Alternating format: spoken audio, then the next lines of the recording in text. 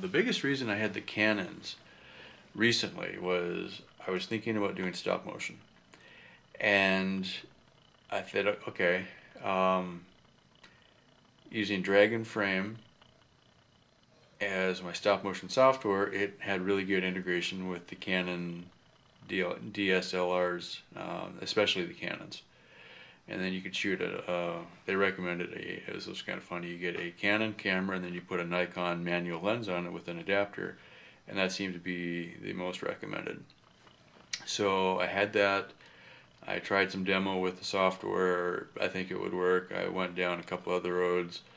I really wanted to do stop motion, and I wanted to do um, miniature robotics, because one of the characters is a robot anyway. So I thought, okay, if I did a stop motion rig that was built around servos, I could program it with Arduino and do a series of moves, and if I didn't like it, I could tweak it and play it back, because the problem with stop motion is if you blow a shot, you have to start over and do the whole thing again.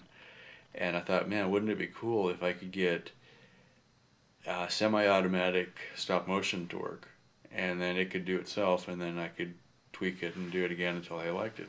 And then I could record the moves, and I could play them back later and shoot the same move from a different angle, and there's a lot of stuff I could have done with that. And I haven't completely given up on that, but it's not my priority, because I probably spent 6 months trying to make that happen. So I was looking at buying some lenses for that camera. And then when I decided not to do stop motion, I thought, well, is there any reason I really need to stay with this Canon? I always thought, well, I got legacy because, I had all this other stuff, but I don't have it anymore. There wasn't any real reason to stay with it. So I thought, okay, I always buy and sell stuff anyway. So I sold the 50D, got some money from that, put that in PayPal. Started watching eBay again, picking up, what I wanted to get, figuring it out. And I was like, okay, so I ended up with 2 lenses before I even won the camera, and I finally got mad and said, okay, screw it, just go buy it now and spend $100 more than you need to, but now at least I've got it. But when I did the motorcycle trip, I had a Canon 1D, which is the top of the line professional. I bought an old one, so it wasn't very expensive.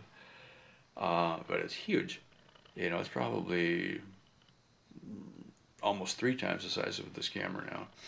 And then all the lenses for it are huge. This Panasonic I'm shooting with, it's a GH3, it uses micro four thirds lenses, so they're all very small. I laughed when I got the first one. In fact, it's this one. It looks so tiny, I do have a 3D printer, which was a cool story unto itself. I won in a raffle online a $2,500 printer, and it actually happened. I didn't pay for it. It's here. Those things do happen apparently. So that was kind of cool. So I was, making parts, 3D printing them, testing, getting the feel for it, buying a crap load of stuff for Arduino. I think I've got 10 or 12 Arduino boards now, for example. And I was like, all right, so I get all this stuff, and I spent money, and then just like, you can't just go locally and buy that kind of stuff, it seems like. So you eBay it, and you get it out of China, and so you come up with an idea, you figure out what you want to do, you order it, 2 weeks or a month later it finally gets there, you build a prototype, you decide you want to make some changes, you order the next thing, and it goes like that. Anyway, so there was long cycles, long delays on that. I started looking back at doing it with Lightwave. I've used Lightwave in the past, and I'm really familiar with it. I'd spent a lot of time with it, so I know a lot of the shortcuts and and so on. And then when I had a video toaster, and it came with Lightwave, and so I was using it then. And then when I sold the toaster, I don't have the Lightwave anymore. So I looked on the web on NewTek's website, lightwave.com, and I saw that, oh, Lightwave is on sale for $695. Usually it's like $1,000 or something like that. So I was like, all right, for the amount of money and time I was spending on the stop motion setup, I thought, okay, I can just buy Lightwave. That takes care of time and space, because in an apartment, I don't have room anymore to keep trying to build this stuff. I've got potentially 2 or 3 workbenches plus 2 or 3 desks, and they're all full of parts, and stuff is spread everywhere, about 2 feet deep, it seems like. And I was like, okay, if I'm going to make this thing happen, virtual is the way to go. I could do it all on the computer, and then it doesn't take up any more space. And the other part of the problem with this whole project has been, I live alone, I work alone on my projects because I work, well, you know, I've got one of those job things still. And my schedule at work, I work from 11 in the morning till I get home, and I get off at 9:30, get home by 10 at night.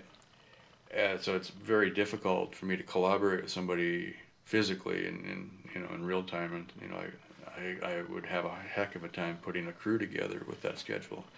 And then weekends, you're just exhausted from working all weekend, so you don't really want to commit to doing a 3-day shoot, Friday night, Saturday, Sunday kind of thing, because you need to rest for the next week kind of thing. So a lot of this kind of, because of that, said, okay, I'm going to end up working on this by myself as much as I can, because there's no way I can get anybody else to commit to that kind of a schedule.